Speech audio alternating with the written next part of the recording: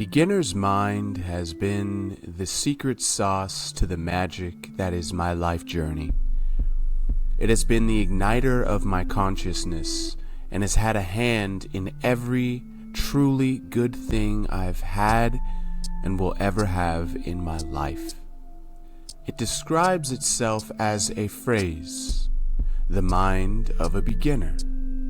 It doesn't sound that special at all, which is precisely the point. It is the antithesis of ego, the undoing of self-importance, the emptying of one's judgments and preconceptions. It is a cure. A cure to what, you may ask? Look around you. Observe the state of the world as a whole. We can point to virtually any troubling event across the surface of the earth and find its roots in ideas. Not just any ideas, preconceptions, judgments, assumptions, ideas born from within, fabrications based on imagined circumstances. There are times when these ideas are more akin to theories.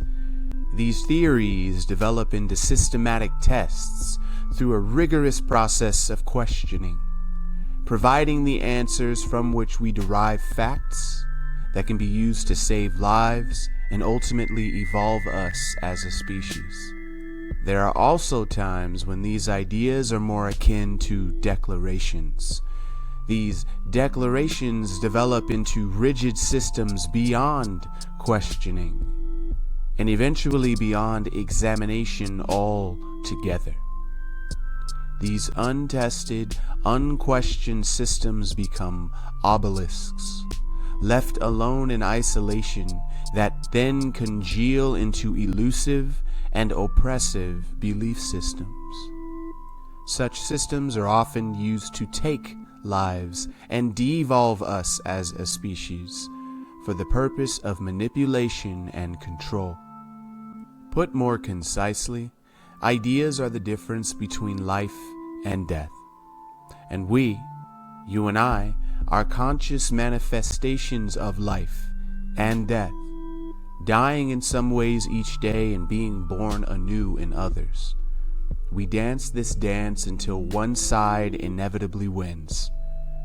Much like you and I, our shared world also dances between the poles of life and death. There's a great deal of uncertainty unfolding before us now in the year 2026. The aforementioned unchallenged obelisks of a great many societies are beginning to dissolve.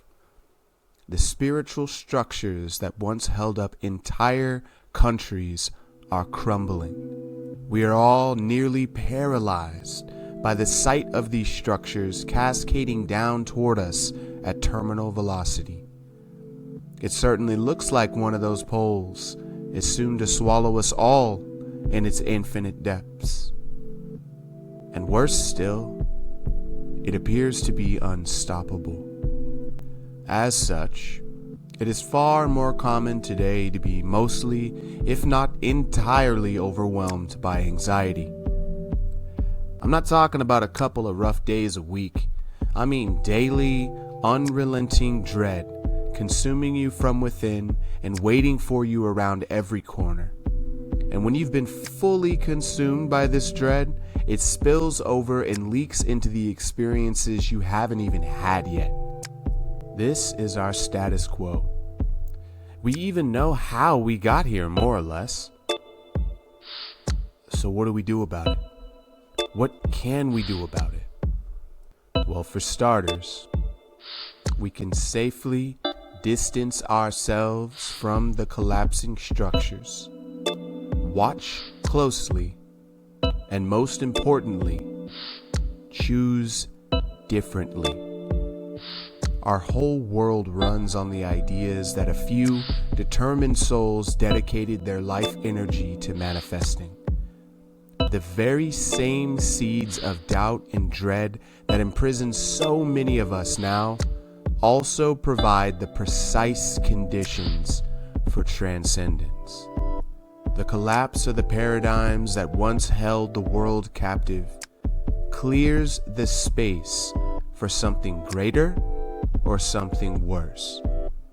The difference between a life of perpetual captivity and decay and a life of freedom and vibrance has been and always will be where you anchor your mind. So I ask you, where is your mind anchored right now? Are you anchored in dread or joy, confusion or simplicity? Trying to control the mind is a fool's errand, but you can absolutely choose where to anchor it. You can decide where home is, the place that your mind comes back to after it wanders, after it imagines, after it assumes, after it classifies. You can open your mind and you can close it. You can decide what it searches for. You can decide what the mission is, what the boundaries are. The world we see crumbling before us was largely constructed by unanchored and closed minds, and it, like its creators, is destined to die. Are we, you and I, meant to die with it? That would depend on where you're anchored, wouldn't it? Let's imagine that we decided to anchor our minds to whatever's in front of us, with all the curiosity we possess and not a single expectation. Let's also imagine that we anchored our minds to the organic path that forms as we follow this curiosity. Where would it take us? What would it change? This question, among many others, brings me to the living legend that is Andre 3000 and his decision to step away from rap and make a full-length flute album out of the blue. Sir Benjamin Andre is notoriously elusive. I remember vividly how it felt to hear his verse on Pink Matter by Frank Ocean. The vulnerability, the honesty, the cadence, the word choice, and the poetic nature of the entire thing exemplified his mastery of the craft to a near unsettling degree. The imagery and perfectly measured speed of the feature affirmed yet again and out of nowhere that he was indeed still here. Never knowing when I'd hear from him again, I savored the song and repeated it until I couldn't anymore. Beyond his ability to craft some of the most powerful and original raps the world will ever hear is his spirit. If you ever want to get a feel for his vibe yourself, check out his conversation with Rick Rubin on Tetragrammaton. I have the name in the description for reference. It's pretty far out. In fact, that podcast is one of my favorite places to get a nice, thorough vibe check on a person. Anyway, it's not so much the content of the album or any individual song that strikes me so deeply about this individual. No. What makes this so world-shattering and powerful for me is the energy that he exemplifies with this undertaking. He could have learned the flute in private and not shared any of this with the world. It would have been much easier to do that. So why? Why do this in front of the world? And now of all times?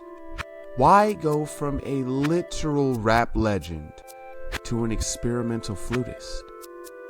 I don't think it was a rebrand. I think this was something more deliberate.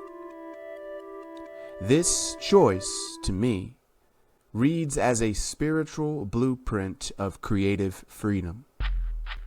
I think he purposely made this change in front of the world to demonstrate how to make a personal, creative choice in a world of surveillance and conformity. To me, it reads as an example of true ownership of one's work and one's personhood. There is as much pride as there is humility in this decision. The pride is in the way he stands on business and continues to innovate, learn, and perform no matter what the circumstances are. And the humility is in the format. Experimental music of any kind involves a deep faith in the genre, the moment, and that mysterious creative force that guides us when we choose to embark on the path of creative. Improvisation is the magic of intention and attention in harmony, fully open to whatever comes and fully in control of whatever role one chooses to play in the process, courageously choosing to create something out of whatever appears, whatever resonates, whatever's available. Now let me ask you, how's that any different from what I'm doing here with this series? How's it any different from what we all do every day from the moment we awaken and return to sleep? Despite the illusions that try to convince us otherwise, we know and feel beyond reasoning and expectation that this life is a dance. The steps arrive with the rhythm of the moment. We are the conductors of this cosmic art piece we call life, and we are simultaneously the audience. We are as in control as we are not. Which brings us back to the concept of beginner's mind. I believe Andre chose to exemplify beginner's mind as an artistic endeavor. As far as I'm concerned, the album is a byproduct. The journey is the art piece. The conversations and explorations of the forces that drove him to make this decision and to ultimately stand on business for as long as he feels called to, feels very strongly to me to be the point. Examples are extremely important today, more than ever, because whatever we do online can instantly be absorbed by people of all ages and cultures. Our individual influence has never been more potent than it is now.